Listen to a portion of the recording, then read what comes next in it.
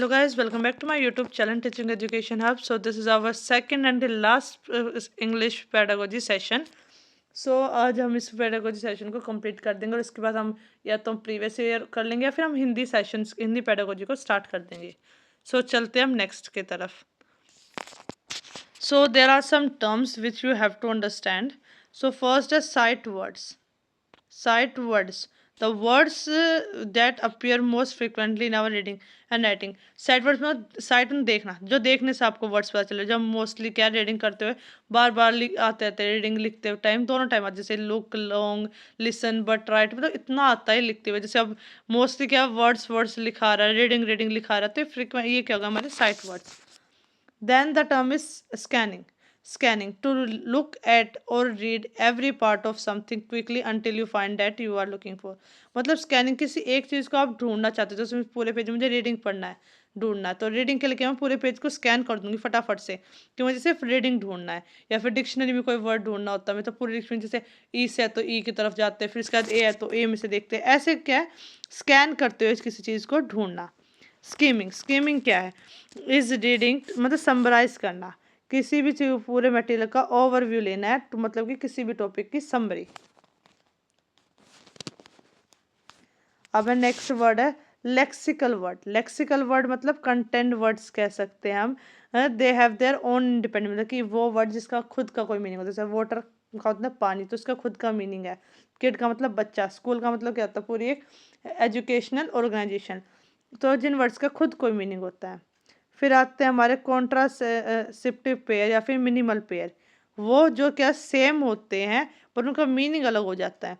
जैसे टेक और टेप, एक वर्ड का डिफरेंस है के की जगह पी, पर दोनों का मतलब अलग है.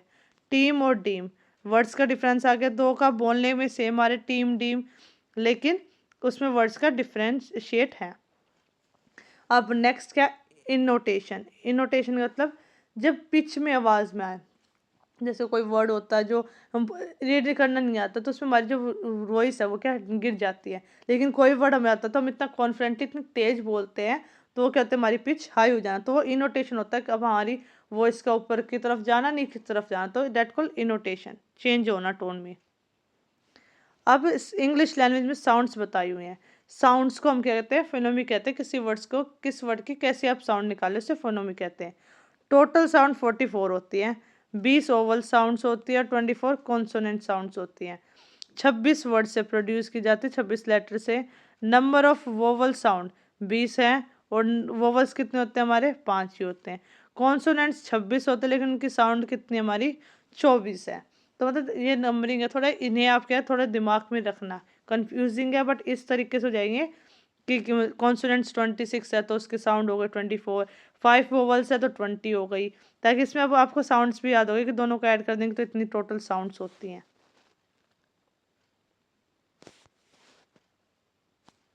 अब हमारे इसमें अगेन कुछ वर्ड्स आ जाते हैं. पहला आता है डिप्थोंग्स, मतलब कि वो वर्ड्स जो क्या है दो वोवल्स के कॉम्बिनेशन से बनता है एक सिंगल वर्ड. जैसे देखो कॉइन, इसमें क्या आ गया हमारा ए ई आई ओ यू. वोवल्स क्या होते हैं? 5. ओ आई आ गए, दो वोवल्स आए जिसके कारण के एक वर्ड बन रहा है कॉइन. जैसे लाउड, डाई, तो दो वोवल्स की हेल्प से क्या जो वर्ड बनता है. फिर हमारा आता है आर्टिकुलेटर्स, मतलब कि कोई भी any vocal organ that takes part in the production of speech, कि कोई भी हमारा वोकल पार्ट जो वॉइस बॉक्स होता है उसका कोई भी पार्ट यूज हो किसी भी वर्ड की प्रोनाउंसिएशन है बोलने के टाइम पर. अब क्या कुछ वर्ड्स हैं जो मतलब ग्रामर के लिए भी इंपॉर्टेंट होते हैं. जैसे सिंटेक्स. सिंटेक्स क्या होता है?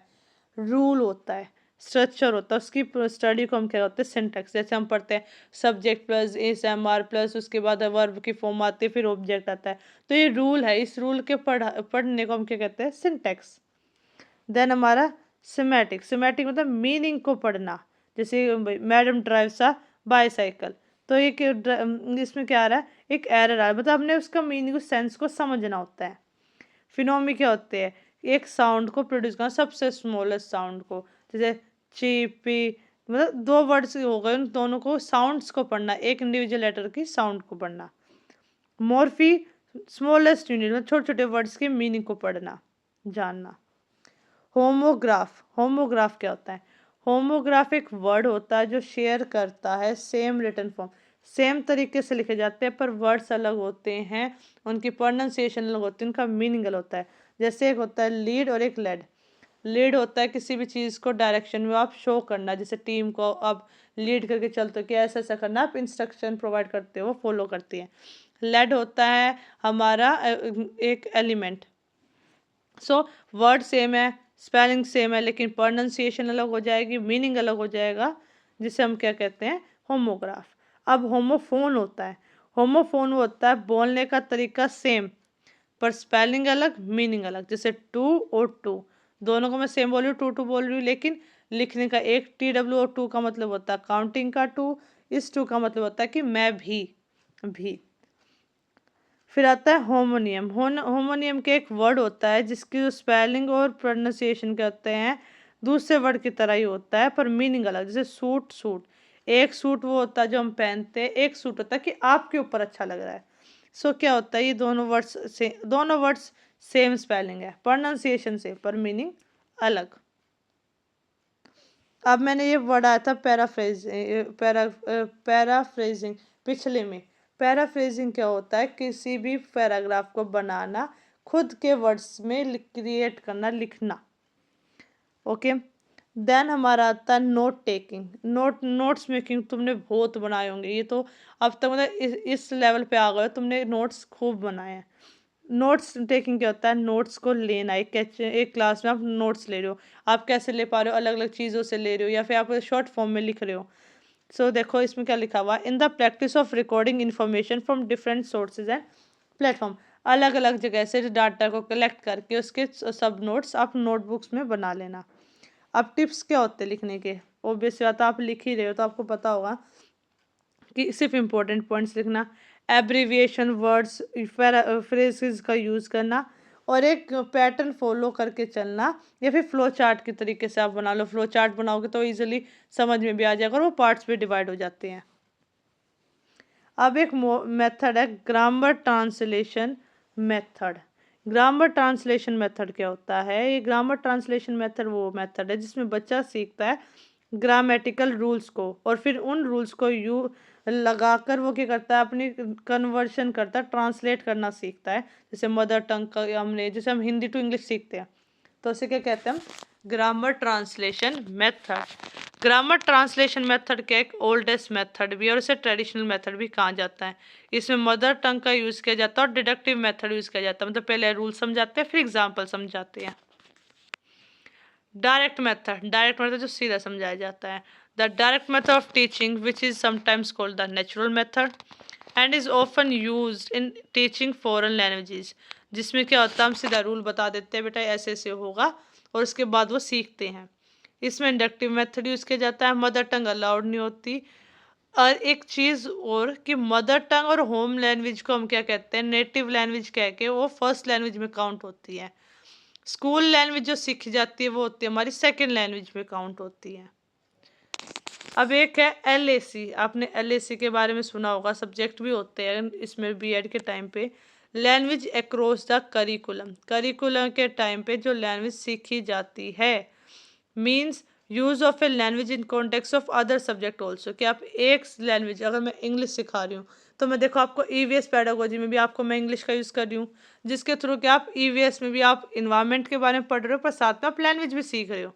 तो इन्हीं मतलब इंक्लूजन करके पढ़ाना भाषा का और करिकुलम का। मल्टीलिंग्विज्म, मल्टी मतलब मैनी, लिंग्विज्म मतलब लैंग्वेज, मतलब हमारी इतनी ज़्यादा देश है जो हमारा इंडिया है उसमें कई सारे लैंग्वेजेस है। डाइवर्सिटी है हमारे में जिसके कारण कई सारी भाषाएं हैं जो क्या एक रिसोर्स का तरीके से भी यूज़ करते हैं और हमारे लिए क्या एसेट है कि आगे तक हम उसे यूज़ कर सकते हैं। अब यहाँ पे दो चीज स्किल्स आ रही हैं, एक बेसिक इंटरपर्सनल कम्युनिकेशन स्किल और एक है cognitive academic language prophecy. Basic interpersonal communication skill BICS, ये हमारी वो लिंग्विस्टिक स्किल है जो हमें डेली चाहिए होती है, हम कब बेसिक कम्युनिकेशन करते हैं।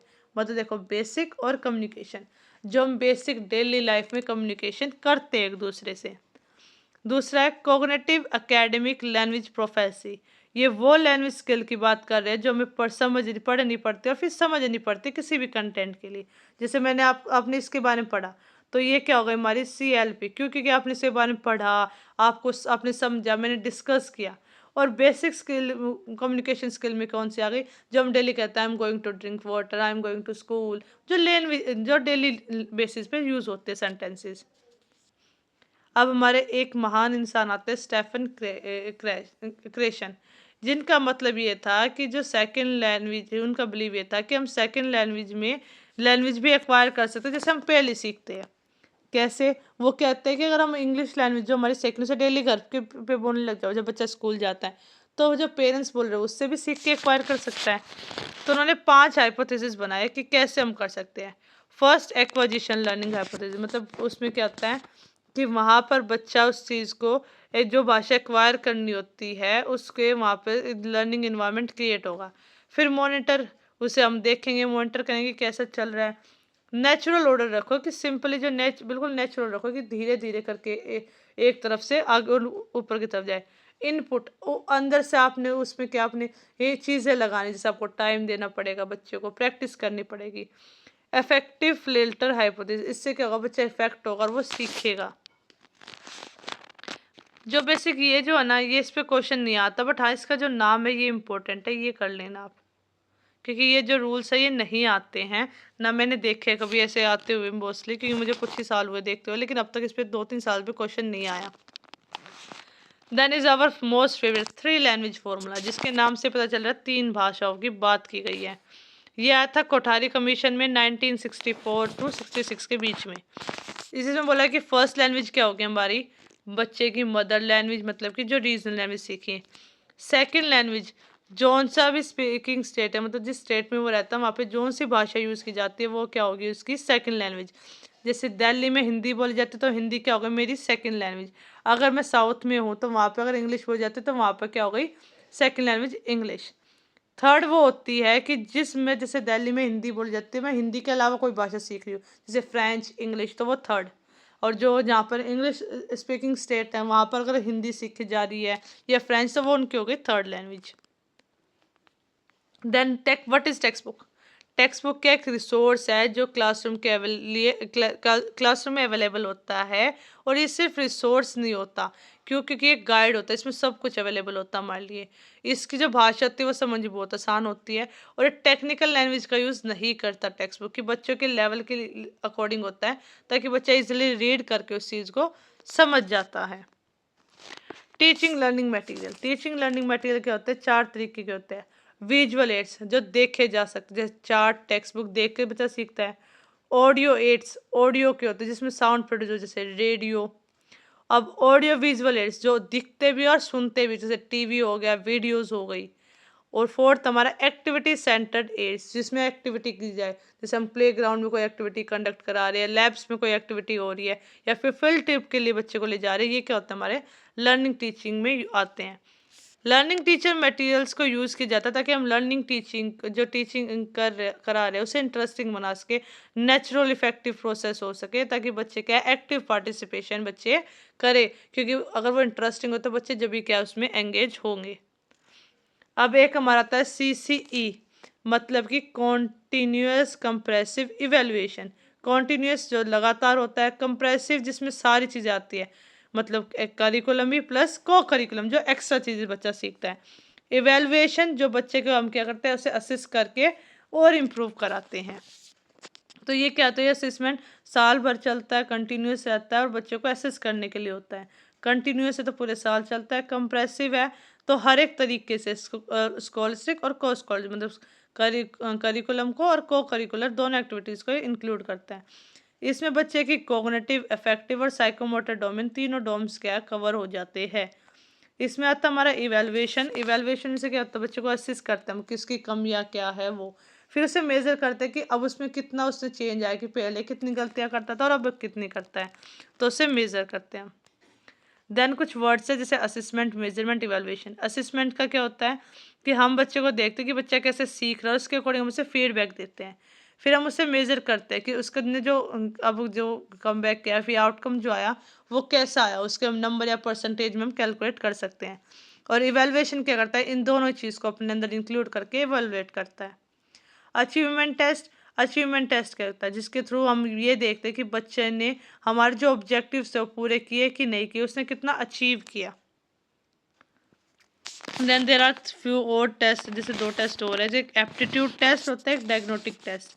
एप्टीट्यूड टेस्ट क्या होता है, एक टेस्ट होता है जो डिटरमाइन करता है हर एक इंडिविजुअल को कि जो चीज़ उसे चाहिए अपनी लाइफ में, वो चीज़ वो सक्सीड कर पा रहा है, ले पा रहा है, नहीं ले रहा, वो हमारे एप्टीट्यूड में आता है। जैसे टीचिंग एप्टीट्यूड, मुझे टीचिंग में एक बेस्ट टीचर बनना है, फिर मुझे गवर्नमेंट जॉब चाहिए, तो वो क्या है, हमारा एप्टीट्यूड टेस्ट, इसमें ई आएगा यहाँ, और then cover bracket close. Then हमारा डायग्नोस्टिक टेस्ट मतलब वो टेस्ट किया जाता है कि पता लगाने की कहाँ डायग्नोस है, कहाँ ज़रूरत है चीज़, कहाँ गैप है या कहाँ कमी है, उस चीज़ को क्या कहते हैं हम, डायग्नोस्टिक। अब उस कमी का टेस्ट करते कमी को जानने के लिए, उस कमी को दूर करने के लिए हम क्या करते हैं, रेमेडियल टीचिंग। हम क्या करते हैं यहाँ पर फिर रेमेडियल टीचिंग को यूज़ करते हैं। रेमेडियल टीचिंग क्या होती है, रेमेडीज़ का यूज़ करना, कि अब जैसे कमी पता चलेगी कि बच्चे को बोलने में दिक्कत है, तो हम क्या करेंगे, रेमेडीज़ की, बेटा लाउडली बोलो, क्लियरली बोलो, वन बाय वन वर्ड बोलो, तो वो क्या होगा, इसकी रेमेडीज़। रेमेडियल टीचिंग हमेशा डायग्नोस्टिक टेस्ट के बाद आती है, कि कमी पहचानने के बाद इसकी रेमेडीज़ बताई जाती है। So this is the whole English pedagogy session. So I hope आप सबको समझ में आया होगा, तो आप अब इसका रिवाइज करना और इसकी प्रैक्टिस अच्छे से कर लेना। अब हम मिलते हैं नेक्स्ट वीडियो के में, जब तक के लिए बाय बाय।